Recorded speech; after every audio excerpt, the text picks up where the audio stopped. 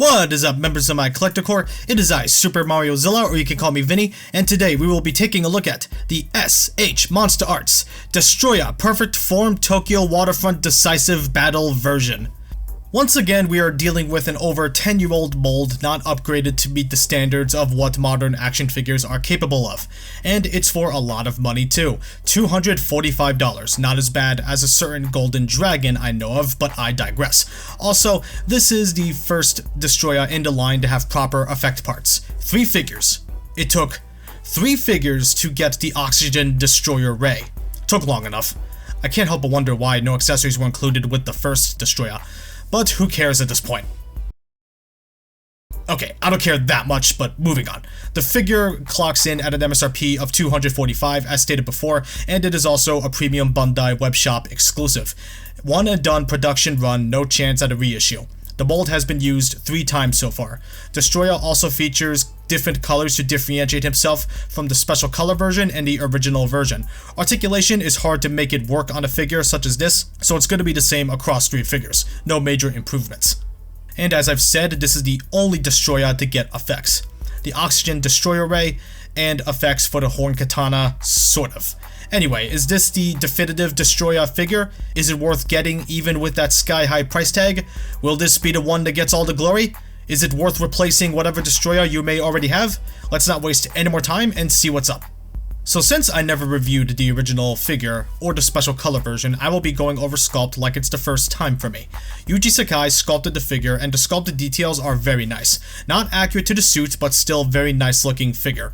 Destoroyah features a rough texture all over his body, the crackly skin is a joy to look at and is pure eye candy in my opinion. The horn is long and is a bright yellow, not accurate to the suit, but it still looks nice. The figure also has a nice weight to him. He definitely has a more premium feel than most modern MonsterArts figures. Destoroyah is just one of those figures that feels nice to hold in a hand. If you're careful with the wings, that is. Destoroyah does feature a nice set of colors. The eyes are more orange than yellow. Whether that's more accurate to the suit, I don't remember. Please let me know in the comments. Destoroyah has a very deep red color, which looks really nice, mixed in with a glossy charcoal burnt black.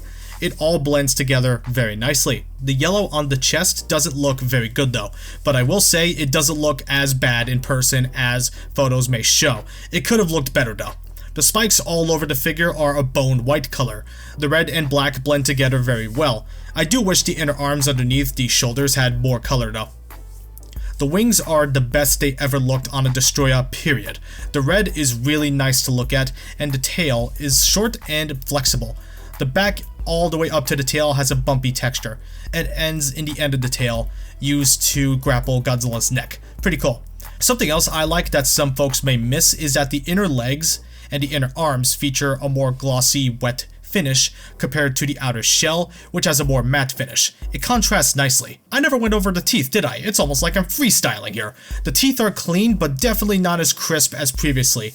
I hear mold degradation can do that. Oh well. Destoroyah is a nice looking figure for sure, but I fail to see how good looks on a 10-something-year-old mold justifies $245. Destoroyah features as much articulation as his design can realistically allow. Not the most posable figure, but not impossible to pose either. Head and neck are on ball joints and can look up a good amount, can't really look down that much, and can look left and right no problem. The jaw is on a ball joint. The tusks can also be adjusted ever so slightly. The torso is on a ball joint, but it mostly swivels left and right just a little bit. Shoulders are on ball joints and can wiggle around, but can mostly move up and down. Arms can move at the base on a ball joint, the elbows are on a ball joint, and the hands are on a swivel hinge. Fingers are all on ball joints. Wings are on double ball pegs.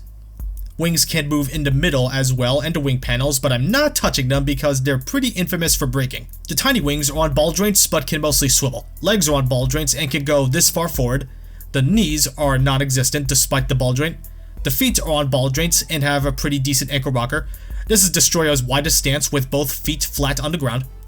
The tail is on a series of ball joints and is not all that flexible, compared to other monsters at least, but there's still some decent movement.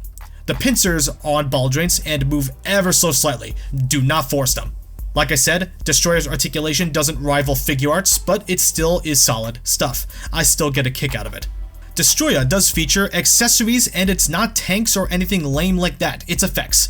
First is the Oxygen Destroyer Ray, and it looks so cool. The pink color is so nice to look at and matches Destoroyah pretty well. It doesn't look puny, has a nice twisty look and texture, and gradients into a whitish pink. Although I don't know why it's slightly curved, don't ask me why, it's a little odd. The beam also comes with a Tamashii Act 4 stage and arm. Just align it with Destoroyah's mouth, and there you go. Looks pretty cool. It might be one of my favorite beams in MonsterArts. Next, for the accessories are these electricity effects to charge up the Horn Katana. No Horn Katana effect itself, unfortunately. The electricity effects go on like this, one around the horn, and the other two on the sides of his head. And it looks good when it's on, looks pretty cool. So accessories I don't think justify $245, but they're still nice to have. Destoroyah is one of the bigger MonsterArts. Sizing for Destoroyah is in scale with other monsters. He is a big boy, and can definitely be on display with Godzilla and Godzilla Jr. with no problem. Destoroyah is not only tall, he is bulky as well, so make sure you have shelf space cleared up for him. Here he is with some other Heisei monsters. Destoroyah is a good figure, but like I keep saying with a lot of these figures, how are the inflated prices justified? They're not. Bandai has once again failed to deliver on all fronts. If this figure was 180 or 200 at most, then I would be singing a completely different tune here. Unless you are a hardcore fan of the monster, then sure, pick it up. I recommend him in that case. Also, if you need a Destoroyah in the collection, since the original and special color version goes for a lot of money, then yeah, that's another reason to pick this up. Otherwise, if you don't care much about the character, then I would wait for a possible deal. I like the figure, it's a lot of fun, and in ways, this is my favorite Destoroyah in the MonsterArts line. I'm serious, this figure has a lot of fun factor, thanks to the accessories, and the new colors are just pure eye candy. I like it a lot, but that doesn't mean the $245 price is fully justifiable. I like what we got though, so like I said, only pick this up if you need a Destoroyah or diehard fan. If you don't care otherwise, then I would wait for a sale, or don't get it at all. That is all for this video, ladies and gentlemen. I am Super Mario Zilla, or you can call me Vinny, and I am out. Make sure you hit the like button, subscribe, and comment. I will see you all in the next video. Peace out.